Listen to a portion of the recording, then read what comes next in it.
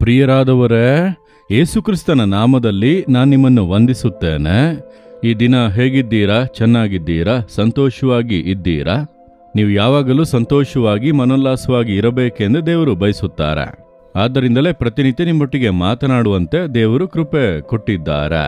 ನನ್ನ ಮಕ್ಕಳು ಯಾವಾಗಲೂ ಧೈರ್ಯವಾಗಿರಬೇಕು, ಸಂತೋಷವಾಗಿರಬೇಕು ಎಂಬುದೇ ದೇವರ ಎದುರು ನೋಡುವಿಕೆ. ಯಾಕೆಂದರೆ ಪ್ರತಿನಿತ್ಯ ಆತನು ಅದ್ಭುತ ಮಾಡುವಂಥ ದೇವರು. ಈ ದಿನ ನಿಮ್ಮ ಜೀವಿತದಲ್ಲಿ ಕೂಡ ಆತನು ಅದ್ಭುತ ಮಾಡುತ್ತಾನೆ. ಸರಿ, ಈ ಸ್ಥಳವನ್ನು ನೋಡುತ್ತಾ ಇದ್ದೀರಲ್ಲ, ಇದು ಇಂಡೋನೇಷ್ಯಾ ದೇಶದ ಜಕಾರ್ತದಲ್ಲಿ ಇರುವಂಥ ಒಂದು ಮಾನ್ಯುಮೆಂಟ್. ಇದು ಬಂದು 134 ಮೀಟರ್ ಎತ್ತರವಾಗಿದೆ. ಅದರ ತುದಿಯಲ್ಲಿ ಗೋಲ್ಡ್ ಪ್ಲೇಟೆಡ್ ಹಾಗೆ ಒಂದು ದೀಪವನ್ನು ಇಟ್ಟಿದ್ದಾರಲ್ಲ, ಅದಕ್ಕೆ 50 kg ಚಿನ್ನವನ್ನು ಬಳಸಲಾಗಿದೆ ಎಂಬುದಾಗಿ ಹೇಳುತ್ತಾರೆ.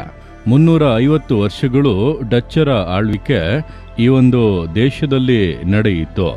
ಅವರಿಂದ ಹೊಂದಿದಂತಹ ಸ್ವತಂತ್ರವನ್ನು ನೆನಪಿಸಿಕೊಳ್ಳುವುದಕ್ಕಾಗಿ ಇದನ್ನು ನಿರ್ಮಿಸಿದ್ದಾರೆ. ಸರಿ, ಈ ದಿನದಲ್ಲಿ ದೇವರು ನನಗೆ ಯಾವ ವಾಕ್ಯವನ್ನು ಹೇಳುತ್ತಾರೆ ಎಂದು ಅಂದುಕೊಳ್ಳುತ್ತೀರಾ? ಯೆಶಾಯ 43ನೇ ಅಧ್ಯಾಯ 19ನೇ ವಾಕ್ಯ. ಇಗೋ, ಹೊಸ ಕಾರ್ಯವನ್ನು ಮಾಡುವೆನು, ಈಗ ತಲೆ ದೋರುತ್ತಲಿದೆ.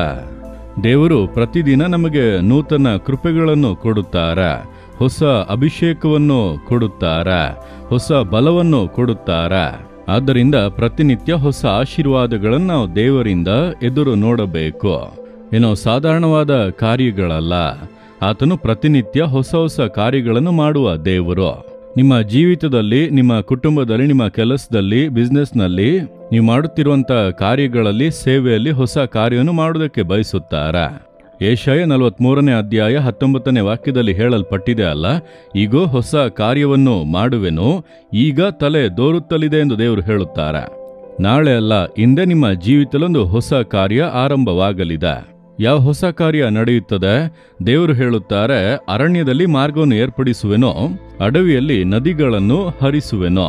ಅಂದರೆ ಅರಣ್ಯ ಅನ್ನುವಾಗ ಅಲ್ಲಿ ಮಾರ್ಗವೇ ಇರುವುದಿಲ್ಲ.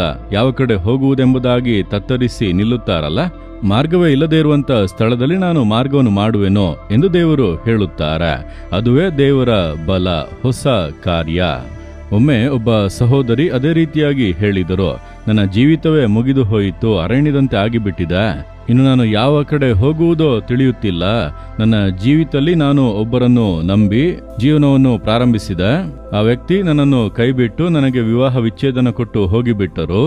ಈಗ ನನ್ನ ಜೀವಿತವೇ ಶೂನ್ಯವಾಗಿ ಬಿಟ್ಟಿದೆ. ನಾನು ನಂಬಿದವರೆಲ್ಲ ಏಮಾರಿಸಿ ಬಿಟ್ಟರು.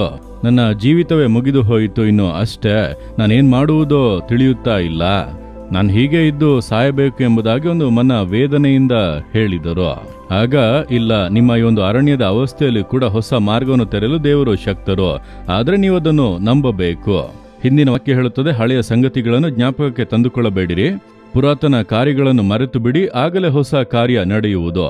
ಹಳೆ ಕಾರ್ಯಗಳನ್ನೇ ನೆನೆಸಿ ನೆನೆಸಿ ನೆನೆಸಿ ವೇದನೆ ಪಡುತ್ತಾ ಇದ್ದರೆ ದೇವರ ಹೊಸ ಕಾರ್ಯಗಳನ್ನು ಹೊಂದುವುದಕ್ಕೆ ಆಗದು. ಹಾಗಾದರೆ ಹಿಂದಿನ ಸೋಲು, ಹಿಂದಿನ ವಂಚನೆಗಳು, ಹಿಂದಿನ ವೇದನೆಗಳು, ಹಿಂದಿನ ನಷ್ಟಗಳು, ಅದನ್ನೆಲ್ಲ ಮರೆತು ನೀವು ಹೊಸ ಕಾರ್ಯಗಳನ್ನು ಎದುರು ನೋಡುವುದಾದರೆ ಹೊಸ ಕಾರ್ಯಗಳು ನಡೆಯುತ್ತವೆ.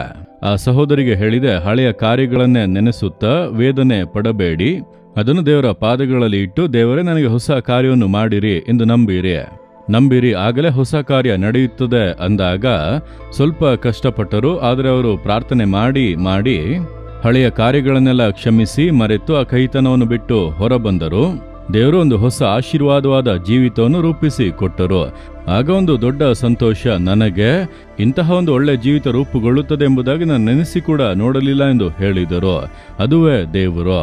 ನಿಮ್ಮ ನೋಡಿ ಹೇಳುತ್ತಾರೆ, ನನ್ನ ಮಗನೇ, ಮಗಳೇ, ಹಿಂದಿನ ಸೋಲುಗಳು, ಹಿಂದಿನ ಏಮಾರಿಸುವಿಕೆಗಳು, ಹಿಂದಿನ ಕಷ್ಟಗಳು, ಇಕ್ಕಟ್ಟುಗಳು, ಇದನ್ನೇ ಯೋಚಿಸಿ ಯಾಕೆ ದುಃಖ ಪಡುತ್ತಾ ಇದ್ದೀಯಾ? ಅದನ್ನು ನೆನೆಸಲೇ ಬೇಡ. ಅದನ್ನು ದೇವರ ಪಾದಗಳಲ್ಲಿಟ್ಟು ಮರೆತು ಬಿಡು. ಕ್ಷಮಿಸಬೇಕಾದನ್ನು ಕ್ಷಮಿಸಿಬಿಡು, ಮರೆಯಬೇಕಾದನ್ನು ಮರೆತು ಬಿಡು. ನಾನು ದೊಡ್ಡ ಕಾರ್ಯಗಳನ್ನು ಮಾಡುವೆನೋ, ಮಾರ್ಗವಿಲ್ಲದ ಸ್ಥಳದಲ್ಲಿ ಮಾರ್ಗ ಮಾಡುವೆನೋ, ಅರಣ್ಯದಲ್ಲಿ ಮಾರ್ಗ ಮಾಡುವೆನೆಂದು ದೇವರು ಹೇಳುತ್ತಾರೆ. ನೀವು ನಂಬಿರಿ, ಇಂದೇ ಹೊಸ ಕಾರ್ಯ ನಿಮ್ಮ ಜೀವಿತದಲ್ಲಿ ಆರಂಭವಾಗುತ್ತದೆ. ದೇವರೇ, ನಾನಿನ್ನು ಹಿಂದಿನ ಕಾರ್ಯಗಳನ್ನು ನೆನೆಸುವುದಿಲ್ಲ, ಹಿಂದಿನ ಕಾರ್ಯಗಳನ್ನೇ ನೆನಪಿಸಿಕೊಂಡು ಕಂಗಾಲಾಗಿ ಸೋತು ಹೋಗುವುದಿಲ್ಲ. ಹಿಂದಿನ ಕಾಲದಲ್ಲಿ ನಡೆದಂತ ಕಹಿತನ ಬೇಸರಗಳಿಗೆ ನನ್ನಲ್ಲಿ ಅವಕಾಶವಿಲ್ಲ. ಎಲ್ಲವನ್ನೂ ನಿಮ್ಮ ಪಾದಗಳಲ್ಲಿ ಅರ್ಪಿಸುತ್ತೇನೆ. ನೀವು ನನಗೆ ಹೊಸ ಕಾರ್ಯವನ್ನು ಮಾಡುತ್ತೀರಿ, ಅದು ಕೂಡ ಹಿಂದೆ ಮಾಡುತ್ತೀರಿ. ಹೊಸ ಆರಂಭವನ್ನು ಉಂಟು ಮಾಡುತ್ತೀರಿ, ಹೊಸ ಮಾರ್ಗವನ್ನು ತೆರೆಯುತ್ತೀರಿ. ನಾನು ನಂಬುತ್ತೇನೆ. ನಾನು ಅದ್ಭುತಗಳನ್ನು ಎದುರು ನೋಡುತ್ತೇನೆ, ಹಿಂದೆ ಎದುರು ನೋಡುತ್ತೇನೆ. ಯೇಸುವಿನ ನಾಮದಲ್ಲಿ ಆಮೇನ್, ಆಮೇನ್.